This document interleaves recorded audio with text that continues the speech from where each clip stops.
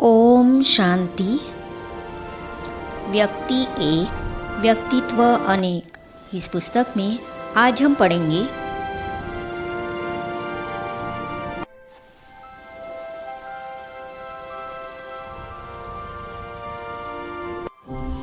भ्राता जगदीश जी युवाओं के प्रेरक थे। इस विषय पर आंध्र प्रदेश सिद्धिपेट के ब्रह्मा कुमार ओमकारम भाई जगदीश भाई साहब के बारे में अपने अनुभव इस रीति सुनाते हैं। तो चलिए आज हम इसे पढ़ते हैं। दिसंबर 1987 में जब मैं पहली बार बाप दादा से मिलने मधुबन गया था, तब भ्राता जगदीश जी से मेरी पहली मुलाकात हुई। उनके बारे में बाबा ने भी मुरलियों में कई बार सुनाया था और ईश्वरीय विश्वविद्यालय की पुस्तकों में उनका नाम भी देखा करता था। इसके अलावा हमारी दीदी ब्रह्मा कुमारी भवानी जी भी हर बात में भाई साहब का नाम लिया करती थी, क्योंकि जब वे ट्रेनिंग के लिए दिल्ली शक्तिनगर गई थी, जहां भाई साहब रहते थे, वही उनको बहुत नज़दीक से देखा था और उनसे मार्गदर्शन भी पाया था।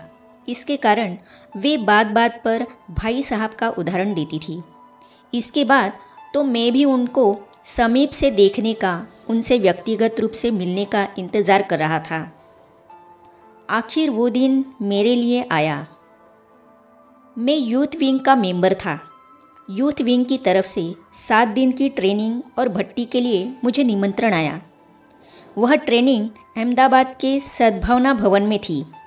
उस ट्रेनिंग में भाई साहब भी आए थे और 7 दिन हम युवाओं के बीच थे। उन दिनों मुझे भाई साहब से मिलने और उनको समीप से देखने का सौभाग्य मिला। अनेक दिनों की मेरी इच्छा पूर्ण हुई। उस ट्रेनिंग में भाई साहब से अनेक क्लासेस, वर्कशॉप्स, क्वेश्चन आंसर्स के द्वारा पर्सनल लेन देन हुई। अमृत वेले से लेकर रात तक भाई साहब के साथ रहकर उनको नज़दीक से देखने का, उनसे सीखने का सुअवसर प्राप्त हुआ। भाई साहब में मैंने बाप समान विशेषताएं देखी।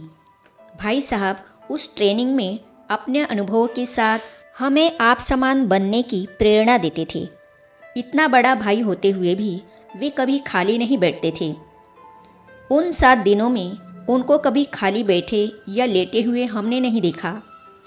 वे एक स्थान पर बैठे हुए भी चारों तरफ दृष्टि डालते थे, निरीक्षण करते थे। सन 1987 से 2001 के बीच उनसे कई बार मिलने के अवसर मुझे मिले। हर साल 1-2 बार मधुबन में सेवा करने के लिए मेरा जाना होता था। इस दौरान मधुबन में उनकी क्लासेस सुनने का और आते जाते मिलने का अवसर मिलता था। उनका हर शब्द पुरुषार्थ के लिए प्रेरणाप्रद होता था। भाई साहब देखने में बहुत गंभीर लगते थे, लेकिन बात करते समय, क्लास कराते समय इतना हंसाते थे कि कोई हंसे बिगर रह नहीं सकता था। उनके बोल में शालीनता और रमणीकता होती थी। ज्ञान की गुह्य बातों को अति सहज करके सुनाते थे और समाज के विभिन्न वर्ग वालों को इस ज्ञान को कैसे सहज रीति से समझाए, इस विधान को भी सरल रूप से समझाते थे। उनकी यह समझानी सुनने के बाद किसी का मन दूसरों को ज्ञान दिए बिगर शांत नहीं हो सकता था।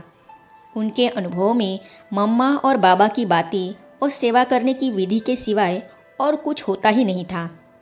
उनका हर शब्द पुरुषार्थ के लिए प्रेरणाप्रद होता था। उनके क्लासेस से हमें बाबा को प्रत्यक्ष करने में, अपने समय, संकल्प, बोल और जीवन को सफल करने की विधि, समय, स्थान, व्यक्ति, वातावरण इत्यादि को देखकर ज्ञान देने की कला प्राप्त हुई। भाई साहब सबको समान दृष्टि से, आत्मिक भाव से देखते थे। दिल्ली शक्तिनगर से ब्रह्मा कुमार कृष्णा भाई जगदीश भाई साहब के साथ के अपने संस्मरण इस प्रकार सुना रहे हैं। मैं सन 1981 से इस संस्था के संपर्क में हूँ। मैं दिल्ली के एक कॉलेज में प्रिंसिपल के पद पर सेवारत हूँ। मुझे ईश्वरीय ज्ञान आबू में ही मिला सन 1973 में। उस समय मैं 13 साल का था। अभी जहाँ ग्लोबल अस्पताल है, उसके पास विकलांगों अर्थात दिव्यांगों के लिए एक प्रशिक्षण केंद्र है। उस समय मैं वहाँ प्रशिक्षण के लिए आया था। उन दिनों मैं दोस्तों के साथ रोज़ नक्की लेक पर घूमने जाता था। वहाँ ब्रह्मा कुमारियों का जो म्यूज़ियम है, एक दिन उसको देखने गया। म्यूज़ियम देखकर बहुत अच्छा लगा और कोर्स करने लगा। कोर्स के दौरान जब मुझे योग में बिठाया गया, ओम की ध्वनि की, तो उसे सुनते सुनते मुझे शिव बाबा का साक्षात्कार हो गया। ट्रेनिंग पूरी हुई तो दिल्ली चला आया और फिर पढ़ने लगा। पढ़ाई में लग गया तो ज्ञान भूल गया। सन 1981 में अंतर्राष्ट्रीय विकलांग वर्ष मनाया जा रहा था।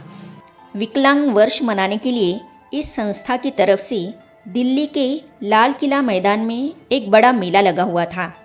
उस मेले में दिल्ली की जितनी भी दिव्यांग संस्थाएं हैं, सबको निमंत्रण दिया गया था। जब उस मेले को देखा तो सन 1973 की आबू की यादें ताज़ा हो गई। तब से लेकर मैं इस संस्था का नियमित विद्यार्थी बन गया। मैं कुमार भी हूँ और ब्रह्मा कुमार भी। वे सदैव सोचते थे कैसे हर आत्मा को आगे बढ़ाए और कैसे उसका भाग्य बनाए। जगदीश भाई साहब शक्तिनगर सेंटर की तीसरी मंजिल पर रहते थे और क्लास चलती थी ग्राउंड फ्लोर पर। जब क्लास पूरी होती थी तो भाई साहब अपने कमरे से नीचे उतरकर पहली मंजिल पर खड़े होकर क्लास में आए हुए भाई बहनों को गौर से देखते थे कि मुरली सुनने के बाद मुरली का प्रभाव किन किन पर कितना कितना हुआ है। इसके अलावा वे क्लास में आने वाले में कौन सी विशेषताएं हैं और उन विशेषताओं के आधार पर उस आत्मा को कैसे आगे बढ़ाए और कैसे उसका भाग्य बनाए, यह भी सोचते थे। इस आत्मा का तन मन धन और श्वास समय कैसे सफल हो ताकि इसका जन्म जन्मांतर का भाग्य बने, वे यह भी सोचते थे। इसी सिलसिले में उन्होंने मुझे भी देखा। वे जानते थे कि कुमारों में जोश, उमंग, उत्साह और साहस बहुत होता है। उसको ईश्वरीय सेवा में लगा दिया तो देश का भी कल्याण और उस आत्मा का भी कल्याण होगा। कुमारों के ज्ञान और योग के विकास के लिए वे सप्ताह में एक बार सेंटर पर योग तपस्या और विशेष क्लास रखते थे। हम कुमारों को पहले ही टॉपिक देते थे कि आने वाले सप्ताह में 4 कुमार इस टॉपिक पर बोलेंगे। इसी प्रकार सेवा के विषय में भी वे हमें अवसर देते थे। एक बार उन्होंने मुझे बुलाकर कहा कि हमें एक प्रोग्राम करना है, फलाने स्टेडियम में जाकर पूछताछ करके आओ कि वहाँ कितने लोग बैठ सकते हैं, एक दिन का उसका किराया कितना है, वहाँ क्या क्या व्यवस्था है। एक बार उन्होंने कहा, जाओ दिल्ली के जो टॉप मोस्ट होटल है उनके हॉल देख कर आओ और पता करके आओ कि उनके साइज़ क्या है, उनमें कितने लोग बैठ सकते हैं और किराया कितना है। कभी यूनिवर्सिटी में भेजते थे कि इसके अंतर्गत आने वाले कॉलेज और हॉस्टलों की लिस्ट ले आओ और वहाँ कार्यक्रम के लिए आज्ञा भी लेकर आओ। इस प्रकार भाई साहब ने कॉलेजों और हॉस्टलों में सेवा करने का मौका मुझे दिया। आगे हम पढ़ेंगे कितने भी बीमार हो लेकिन सेवा कभी नहीं छोड़ी। तो इन अनुभवों को हम पढ़ेंगे अगली कड़ी में। तो ये जानने और पढ़ने के लिए इस चैनल को सब्सक्राइब करने के साथ ही साइड में जो बेल आइकॉन है उसे भी क्लिक कीजिए ताकि आने वाली सभी वीडियो और अब तक की सारी वीडियो आप तक पहुंचती रहेगी। ओम शांति।